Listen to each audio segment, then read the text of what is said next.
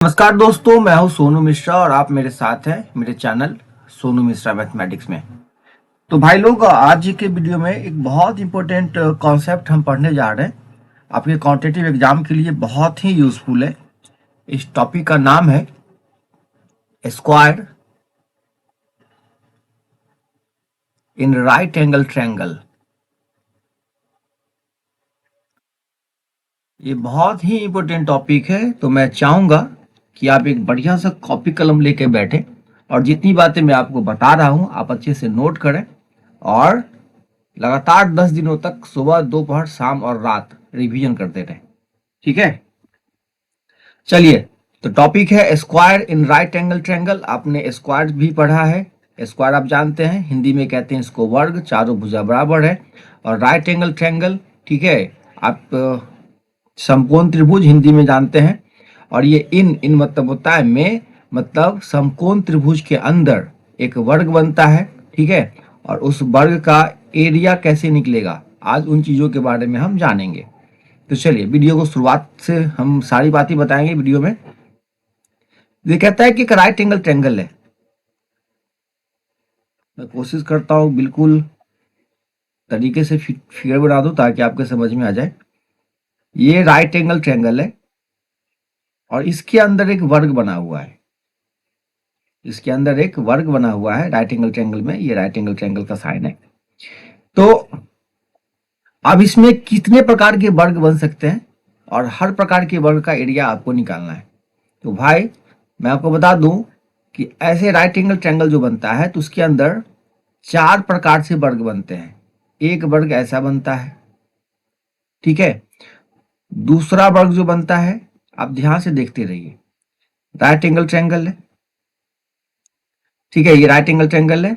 और एक वर्ग ऐसा बनता है।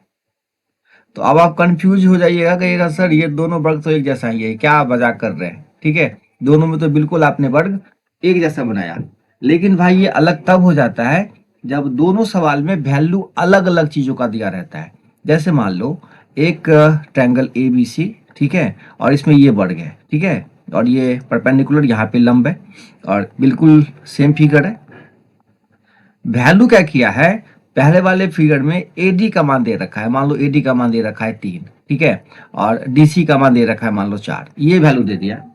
और दूसरे फिगर में AB का मान दे दिया 3 और BC का मान दे दिया 4। ठीक है, अब तो हो गया ना अलग अलग, है ना। तो ये 2 टाइप सवाल पहले आप सीखो, फिर 2 टाइप आप बाद में बताऊंगा। चलिए, अभी मान लेते हैं कि ये 3 नहीं A है, ये 4 नहीं B है। तो आपको क्या करना है, डायरेक्ट कंक्लूजन में आपको बता देता हूं, ज्यादा माथापच्ची नहीं करना है। सीधा सीधा फॉर्मूला आपको याद रखना है कि अगर इस टाइप का सवाल है, जैसे इस टाइप का सवाल आए और A और B का वैल्यू दिया रहे, तो आपको क्या करना है, A² इंटू B² बट्टे A² प्लस B², ये फॉर्मूला अप्लाई कर देना है। तो अब देखो, A का मान कितना दे रखा है 3, तो 3 का स्क्वायर 9, B का मान दे रखा है 4, ठीक है, ये B है, मैंने इसको B माना था। तो ये कितना हो जाएगा, 4 का स्क्वायर 16, है ना। अच्छा, उसके बाद 9 प्लस 16, तो 16 नमा कितना होता है भाई 144 और 16 9 25, ये हो गया जी आपका आंसर पहले क्वेश्चन का। अब आइए दूसरे क्वेश्चन में, बस ध्यान से फॉर्मूला देख लीजिए, डायरेक्ट कंक्लूजन में आपको बता देता हूं, है ना।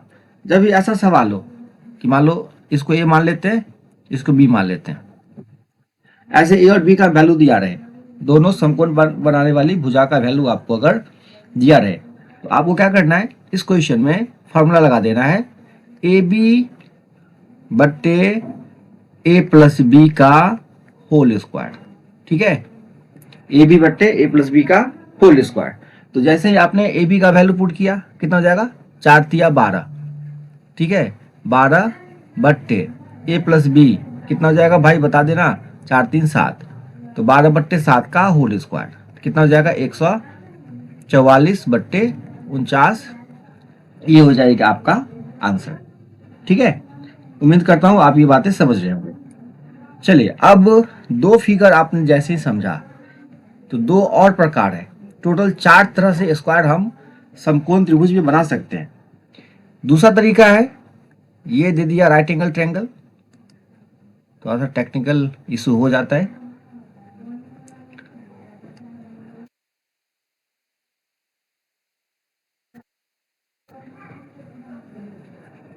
क्या हो गया भाई?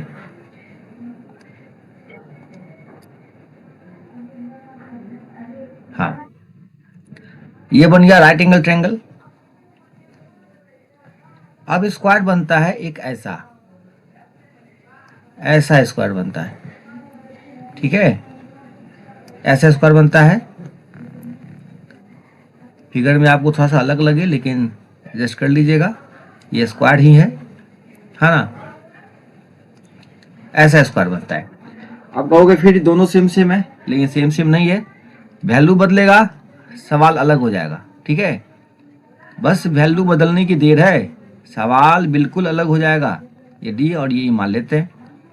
अब देखिए पहले क्वेश्चन में ये ए डी का मान दिया रहेगा, ठीक है, ये मान दिया रहेगा यहाँ से यहाँ तक ए, और एक वैल्यू दिया रहेगा ई सी, यहाँ से यहाँ तक बी।